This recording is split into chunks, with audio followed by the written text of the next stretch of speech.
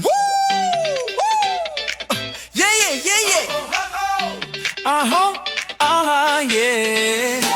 Pagpasok ko sa kanto, ako'y binati ni Aling Tasing. Ang sabi niya, ang cute mo naman, parang si Ding Dong Dantes din. Ngumiti ako ng bahagya, pero di ko na napigilan. Ayon kinurot ang pisngi ko, aray napasigaw ako biglaan. O bawal kurutin ang aking pisngi, masakit yan, wag mo akong idamay. Bawal kurutin kahit ang cute ko pa riyan, pisngi ko'y pagod na, puro kurot ng bayan.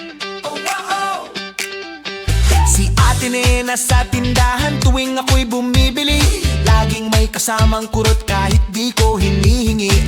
Sabi ko, ate, baka mamaga. Ang sagot niya, kasi nakakatuwa ka.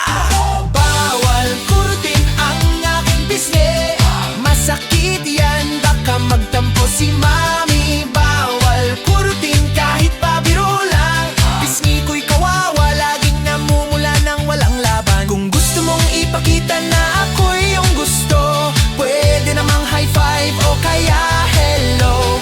Wag lang yung kurot, wag kang ganyan, pisngi ko'y pagod na sa pagmamahal ng bayan. Bawal kurutin ang aking pisngi, wag mo nang subukan please naman baby. Bawal kurutin, baka mapikon, ang cute ay mawawala pag may pasa sa noon. Bawal kurutin,